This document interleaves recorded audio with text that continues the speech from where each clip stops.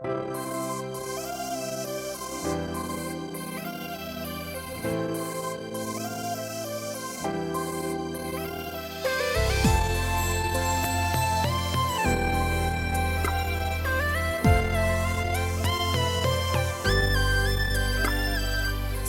ាយូរហើយតែមិនហ៊ានសុំស្នេហ៍លួចស្រឡាញ់គ្នាយូរដែរតែមិននិយាយមួនហើបមិនរួ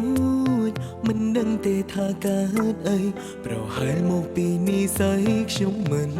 ល្អជួបគ្នារាល់ថ្ងៃ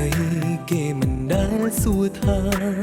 ពាក់ព័ន្ធនឹងរឿងស្នេហាបន្តិចឡើយ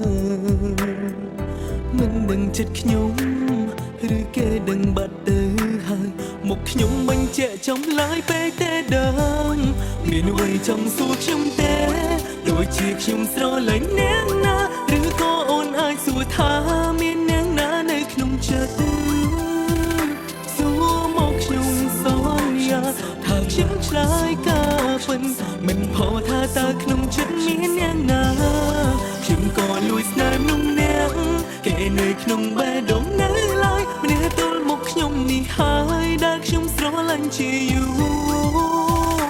តែបានត្រឹមឈរមើលក្នុងគេសួរគេម្នាក់ឯងនៅក្នុងចិត្តចង់ណែចង់ប្រាប់ការពិតក្នុងគេ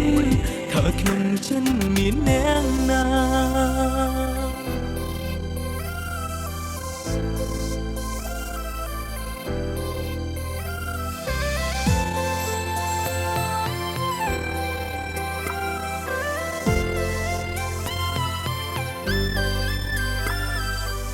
គ្នារាល់ថ្ងៃ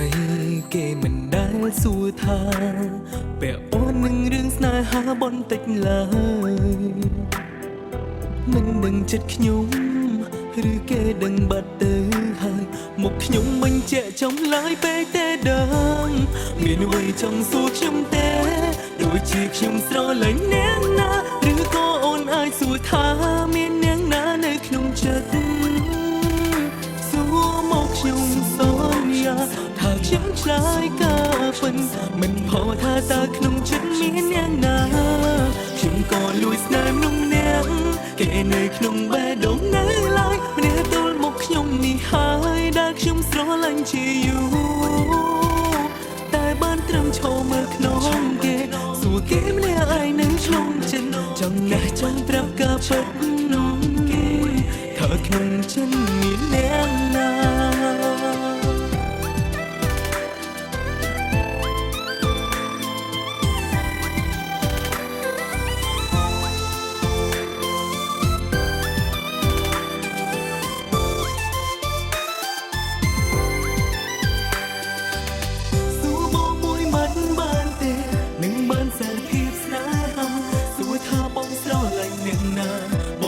ឆ្លើយប្រាប់អូនភ្លាមថាម្នាក់នោះគឺជារូបអូនបងស្រឡាញ់មករហូតសួរបងបងមានអ្វីចង់សួរខ្ញុំទេដូចជាខ្ញុំស្រឡាញ់អ្នកណាឬក៏អូនអាចសួរថាមានអ្នកណានៅក្នុងចិត្តសួរមកខ្ញុំថាខ្ញុំឆ្លើយការពិតមិនផុសថាតើក្នុងចិត្តមានអ្នក